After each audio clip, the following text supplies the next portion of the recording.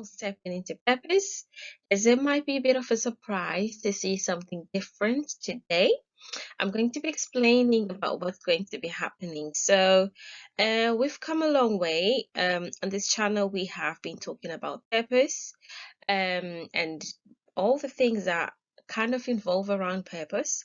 We spoke about marriage, so getting ready for marriage, and the following year we spoke about business, and we had a few guests on that came to join us to talk about how their businesses were tied in with their purpose. And in this season, we are going to be talking about our health and why it's important to look after our health.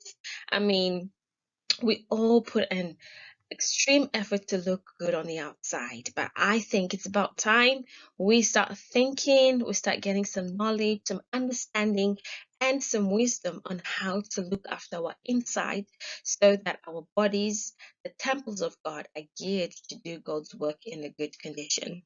So, as some of you might already know, I am a qualified nutritionist and I've got a few years under my belt with a proven record of success. So, I like helping people to achieve their nutritional goals. I like giving nutritional tips and advice to my clients that just helps them break through some of the obstacles that seem very difficult to overcome. So I offer different services such as one-to-one virtual coaching sessions, meal planning, cook shows, and so much more. I also have some tools, some of my tools that I use with my clients that are available to purchase on my store, Etsy. So if you want, I'll leave a link in the description box for you guys to be able to see what's available. So if you'd like, I'd like for you to introduce yourself. I'd like to know what made you click on this video, why you're here today, what you're hoping to get out of this video or out of this channel, and what made you tune in. Don't forget to subscribe if you're a newbie here, and to all of my subscribers, welcome again to my channel. It's good to have you guys back. I know that I've been gone for a little while, but here I am with new content for this new season. Don't forget to hit that notification bell in case so that you don't miss any of the topics that I'm going to be covering in the next few sessions. So what am I going to be sharing with you in this year on this channel? We're going to be talking about healthy eating tips. It will guide so carbohydrates, fats, the main food groups. I'll be talking about them individually in terms of why they're important.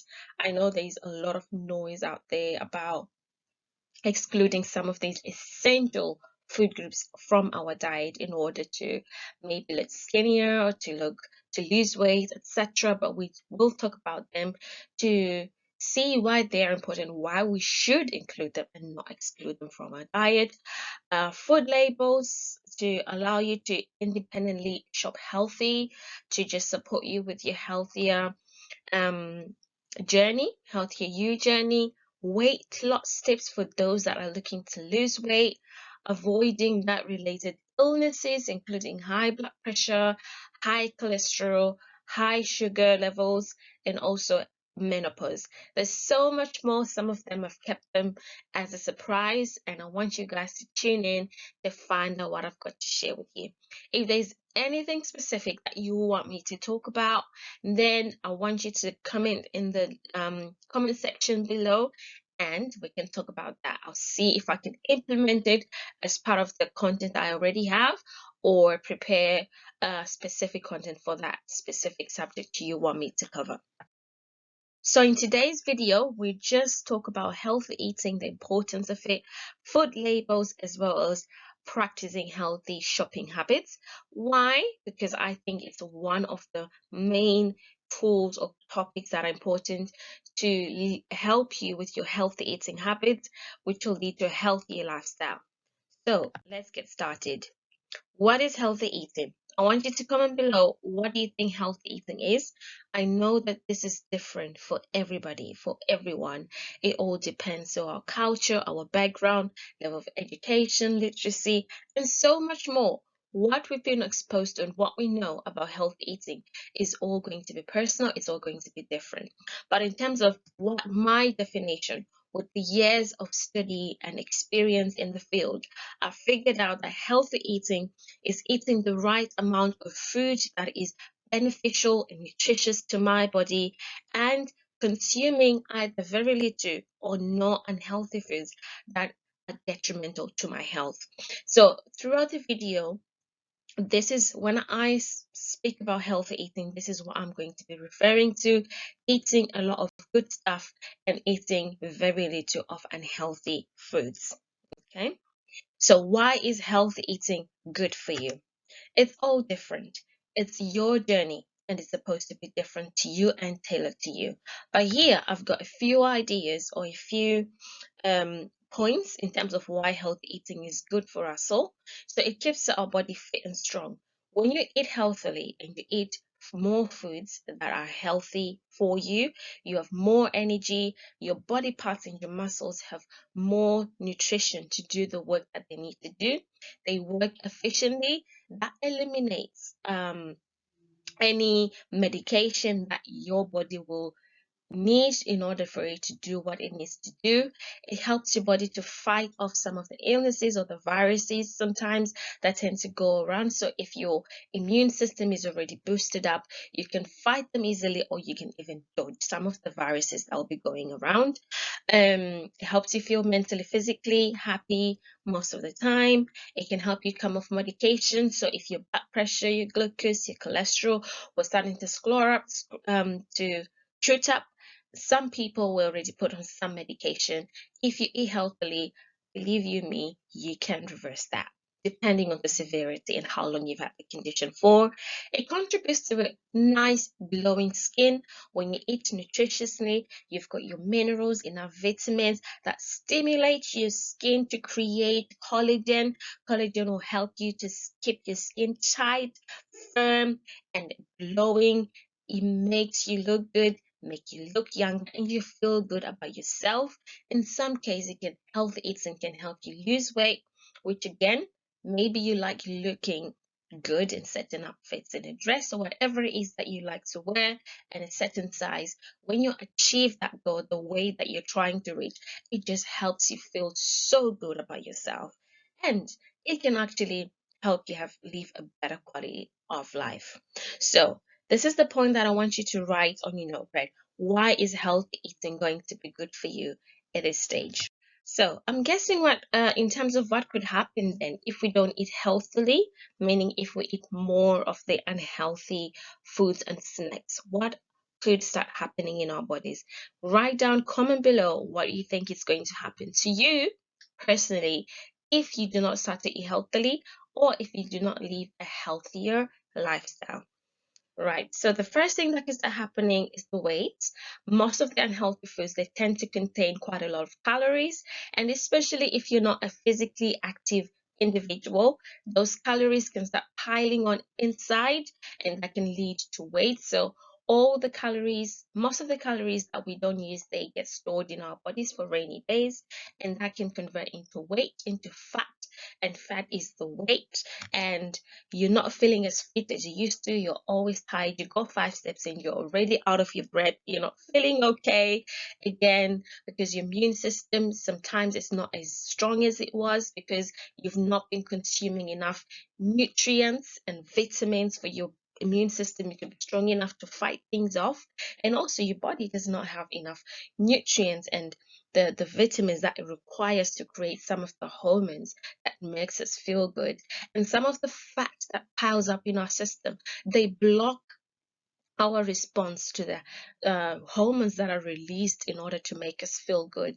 So when there isn't that response to those hormones, those good happy hormones, we tend to feel low, or our mood is affected most of the time, and it reduces our confidence. In some cases it can lead to depression if it's prolonged. And eventually what can start happening as those calories are piling up inside of us and converting into fat, the sugar levels start going up because things are not working the way they're supposed to. They're all surrounded by blobs of fat. Our organs are surrounded by blobs of fat, therefore, they're not getting rid of things the way they used to. They're not working efficiently. Your blood pressure start cropping up, your cholesterol start creeping up. And then in some cases, there can actually be cancer, diet-related cancer that is triggered by an unhealthy lifestyle. There can be diseases such as heart disease, strokes, heart attacks, which eventually can affect your quality of life. And in some cases, worst case scenario, it can eventually lead to premature death. Okay. So, in terms of what we need to do, the first step is programming your mind that you're ready for this, positioning yourself for success. Okay, it's one thing diving into something without preparation, it's another thing starting this journey with a well prepared mind. We all work differently, but you know what they say, if you fail to plan, you plan to fail.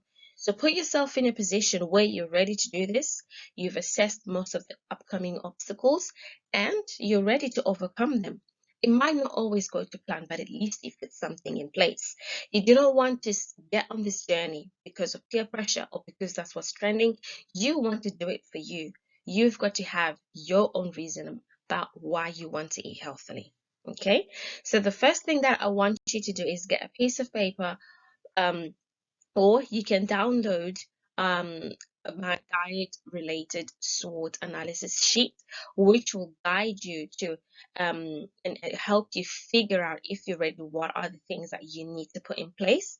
So in terms of the SWOT analysis, you might have heard of it and it used in other situations such as at work or in a business, but we can apply that even in our health. All right, so in terms of our diet related strengths, this could be things that we're doing well so far, so or a skill that we already have that can make a positive contribution to our health. So that can be cooking, that can be baking. Maybe you already like healthy foods, but are you cooking them right? So these are some of the things you can think about. In terms of diet related weaknesses, so you could cover things that can limit you or restrict you from eating healthier. You can think of things that you need to work on, things that put you at a disadvantage. So that could be willpower, discipline, knowledge, time, etc. In terms of diet related opportunities, you can think about some things that can benefit to improve your situation. So maybe you need to learn to improve your diet. Maybe you need to speak to a nutritionist. Maybe you need to learn how to prepare a healthy meal. Maybe you need to practice bulk cooking, etc. There's so many things that you can explore that are tailored to you.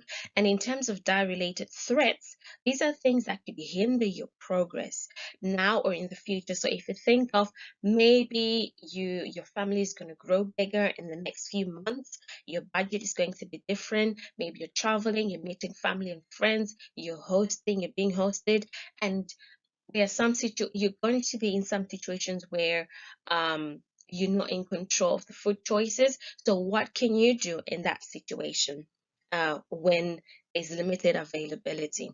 Okay, so be prepared. If you want, talk to somebody about it.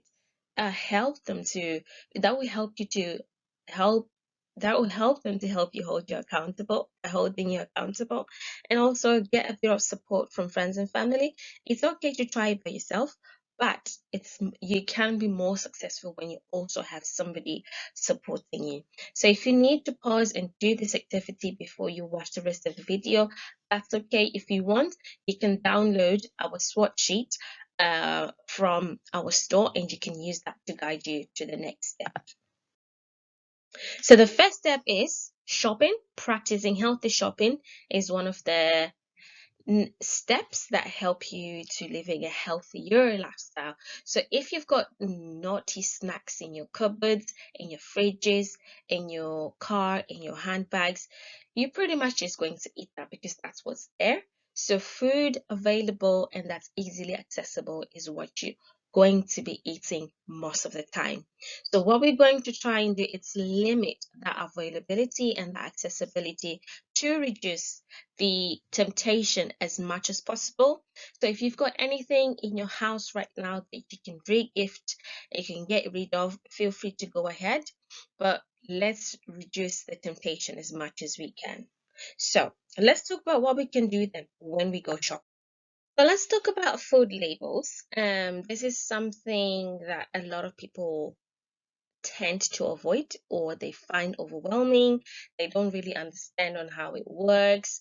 Trust me, I've been there. It's so hard to interpret food labels and to know what each word means and what means what, etc. So I find it that it's a very important step of the process. Initially, this system was created, this traffic light system. It was created by the manufacturers to just help people make good decisions for themselves.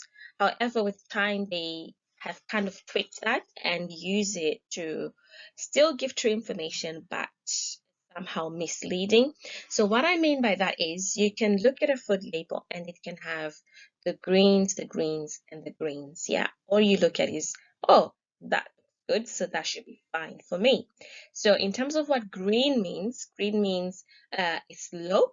Yeah, that nutrient is low, so that's safe for you to eat in high amounts. Amber means medium, so eat with caution. Red means it's high, so eat very little or eat less often, right?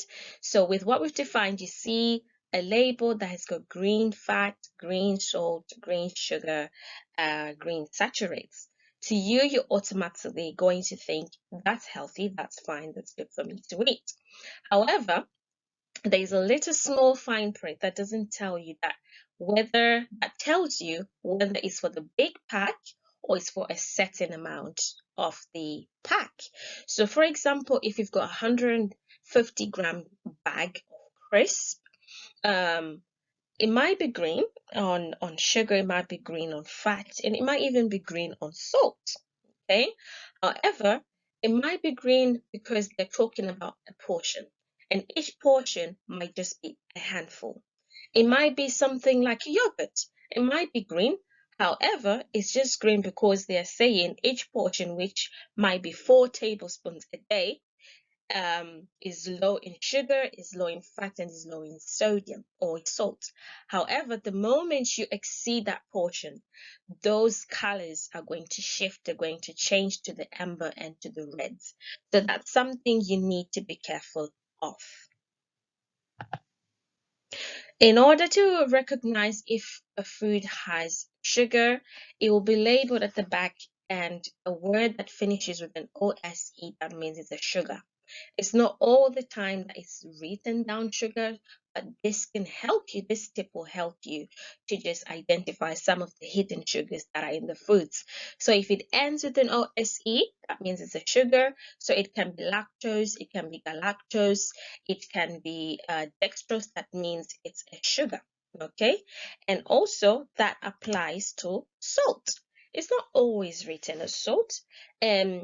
It's written as sodium, or it's got an Na, so a capital letter N for November and A for Alpha, and A, sodium. So in terms of why I've highlighted these two items, sugar, it can, if it's too much, it can accumulate in your body and turn into fat, and sodium is not good for your health because it can instantly make your blood pressure go up if you eat too much of it.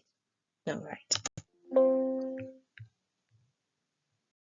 So in terms of how much is a lot, I don't want you to get too much into the figures, but what I want you to remember is when you're looking at a food label, look at, are they talking about the whole pack or are they talking about the portion? And in terms of the fats and the sugar, aim for something that's got 3 grams or less per 100 grams. The reason why we look at per 100 grams is because manufacturers make different packaging with different weights. So it can be 25 grams. Another one, Tesco, can be 15 grams. Sainsbury's can be 12 grams. So if you want to look at everything at the same eye level, then you have to use 100 grams. That will allow you to look at the different products or the different brands at the same level. Okay, and then for the salt, you need to try and aim at least for less than 0.5 grams per 100 grams. So again, for the fats and the sugar, you're looking at less than 3 grams, and also the salt less than 0.5 grams. So let's see if we can put that into practice. So we've got fried crisps here. And then we can see the calories. The calories will help you, will guide you again. Look at, is it for the 24 packs or is it per pack? The fat, you can see it's more than 3 grams, so that's high. The sugar is less than 3 grams, so that's low. And then the salt, it's more than 0.5 grams, so that's high. Let's compare with the baked crisp. We can see that the calories are less, the fat is less. However, the sugar is quite high. So although the fat has halved, the sugar has doubled, and the salt is just a little bit low. So in this case, the sugar is low, the fat is medium, the salt is very high. That's very high. So that's already telling you that you can eat less often or very little of this type of snack. Okay. Let's look at liquids then. So I've got a no added sugar squash versus an orange squash on my right. If we look at calorie wise, the no added sugar has no sugar added to it. It's just the sugar from the fruit. So it's got 2 calories per 100 milliliters. If you are to dilute it according to the manufacturer's instructions, and then the sugars, they are way less compared to the original, because again, the original squash has more sugar added to it, and then the salt is just about the same.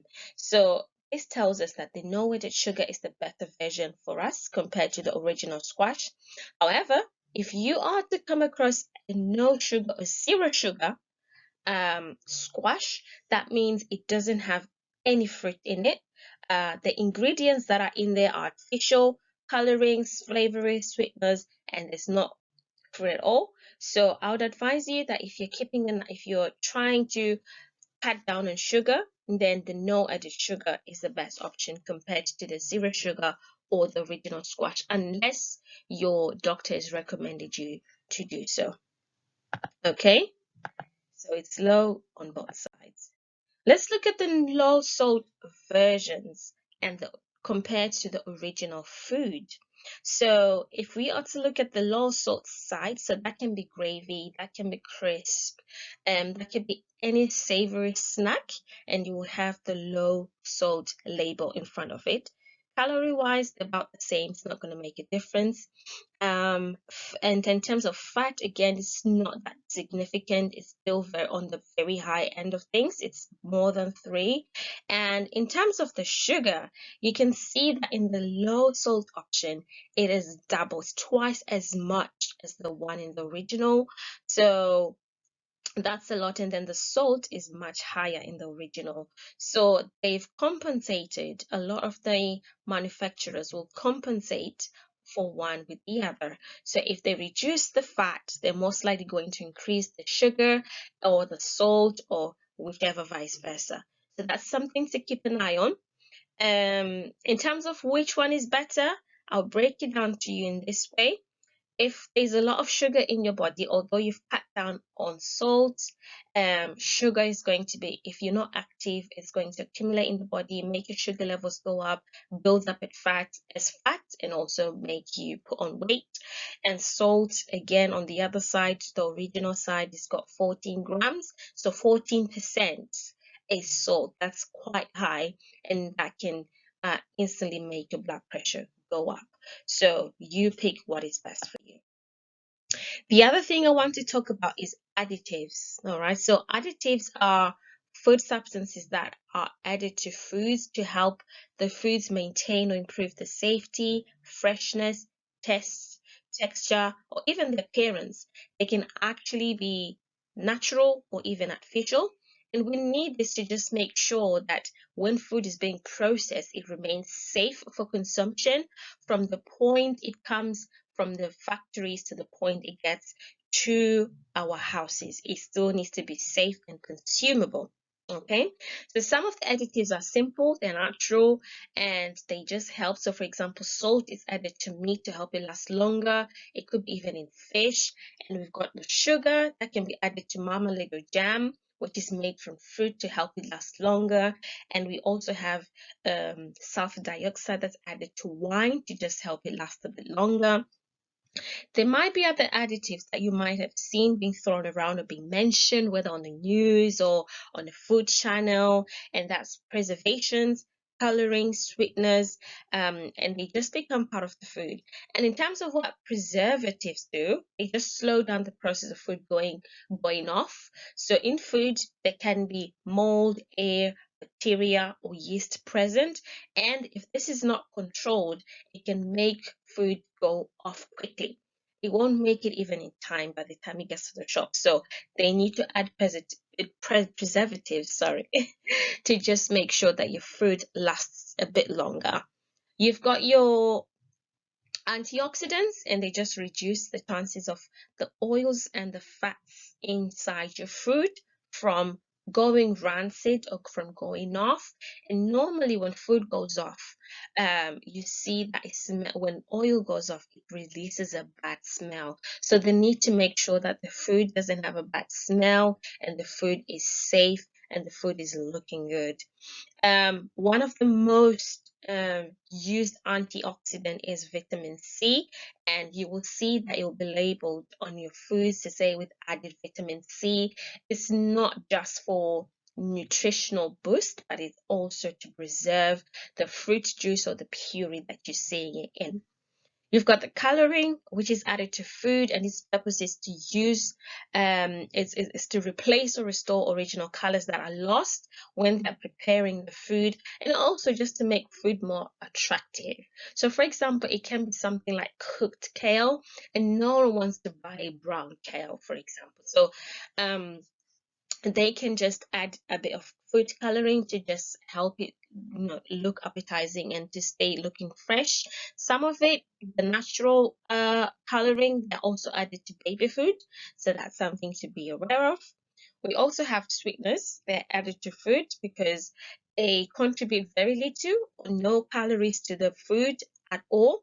They can also be artificial or natural. So some of the natural sweeteners include stevia, which is one of the sweeteners I've seen the most in the stores. You also have erythritol, xylitol, yacon syrup, monk fruit sweetener. There's different types, but I think the most common ones are stevia, erythritol, xylitol. You just have to make sure you're not consuming this in excess amounts because they can cause diarrhea. Okay. In terms of the artificial sweeteners, you will find them in diet drinks, so diet cokes, diet fizzy drinks, diet food products that are targeted for people with diabetes. And then they can include these artificial sweeteners. In terms of their safety, studies do show that if you are to eat them or eat foods that contain artificial sweeteners for a long period of time in excess amounts, then there can be health issues such as cancer. But research is still being carried out. And then we move on to emulsifiers. Emulsifiers help to mix two ingredients that do not combine together. So, for example, oil and water. You'll find that in some margarines or in some butter, especially the ones that claim to have less fat, they will need to add emulsifiers to keep the water and the oil together. In some ice creams, you'll find some emulsifiers, salad dressings, and mayonnaise. Some will say 50% less fat. Yes, they will contain some emulsifiers to just keep those two together. Once they separate, it's not going to be appealing for us consumers. Therefore, they've got to find a way to keep these ingredients blended together. You will see there's also some gelling agents that are used to give foods gel-like consistencies, and you'll find them in jellies, in jams, in desserts, yogurts as well.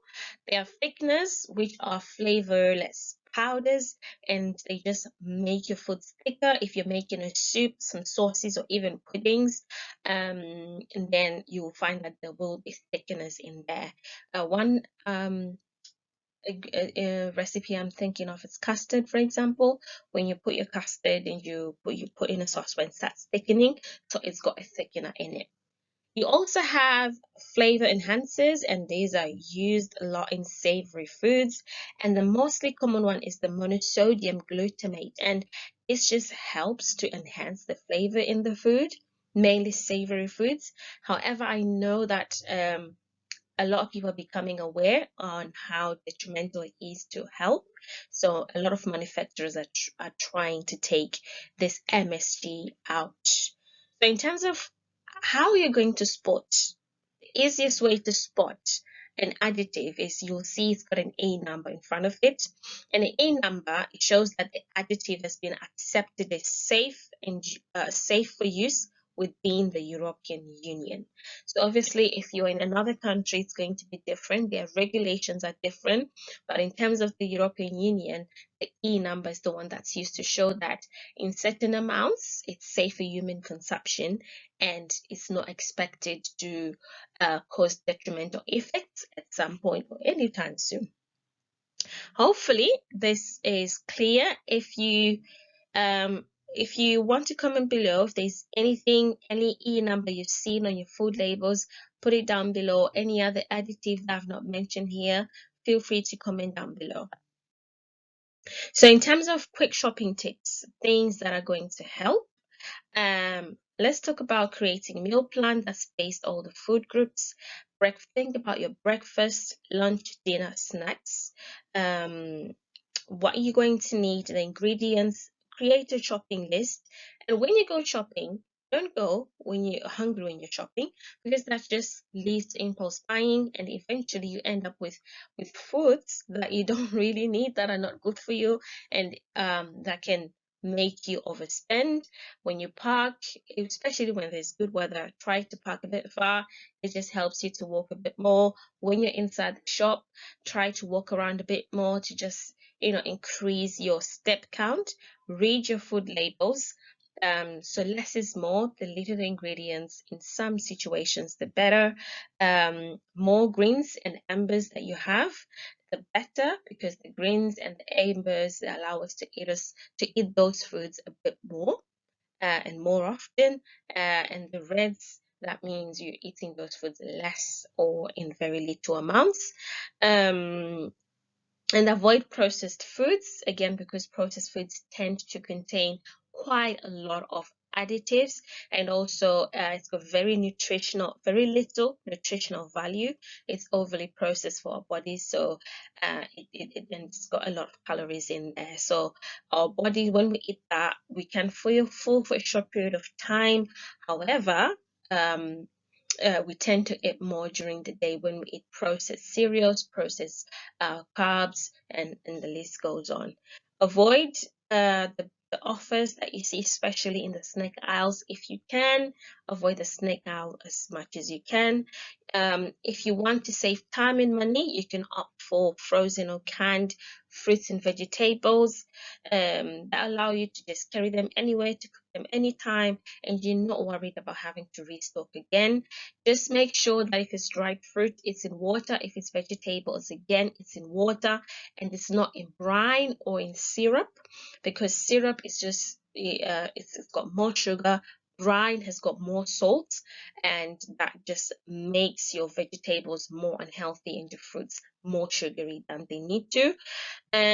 Consider ready topped if time is one of your threats or one of your weaknesses. Maybe considering ready topped vegetables can be a handful. When maybe you've come back from work and you need to put together a quick meal, you've got your chopped onions, your chopped peppers, your ready topped vegetables, and that way you're just shoving them in, make a quick stir fry, and before you know it, your meal is done in 15-20 minutes. And also, with the inflation and the prices going up every week, guys, you can consider store branded foods. Some supermarkets, they work together with local farmers, and that just allows them to get some of these fruits and vegetables at a cheaper price. Okay, so when you can, then yes, you can treat yourself to the premium branded items. Right, so this is the end of the session. I want you to comment down below what did you get? You know, how healthy is your diet? How ready are you? What can you change from what we've spoken about? I want you to go look at food labels if you want to watch this video again. Look at the food labels on the items that you have right now. Have you spotted any E numbers, any additives? Have you spotted any red, green embers? What types of snacks have you got? Are they more on the red side, or more on the green side? And for what portion? Have you found anything surprising and new? And also, tell me, what does your SWOT analysis look like? What is it looking like? What do you think your challenges are going to be? And what have you got in place to overcome these challenges that you've already predicted? So comment in the comment section. I will put a link in the description box about of some of the tools that I have on my Etsy store. And if you feel like you need that extra support, they will have more information and more guidance to just help you go through this exercise thoroughly. All right. Thank you guys for watching. If you've got any questions and thoughts, feel free to send me an email on siphealthandnutrition@gmail.com. You can follow me on social media, Sip Health and Nutrition, either Facebook or Instagram. If you need any further support or one-to-one time, feel free to again reach out, send me a message, and we can discuss on how to help you and how to move forward. Again, guys, if you've watched to the end of this video, you are the real MVP. Again, don't forget to subscribe and hit the notification bell so that you do not miss the next coming topics. Until we meet next time, thank you so much. Don't forget to share this video with your friends and family. Have a wonderful day.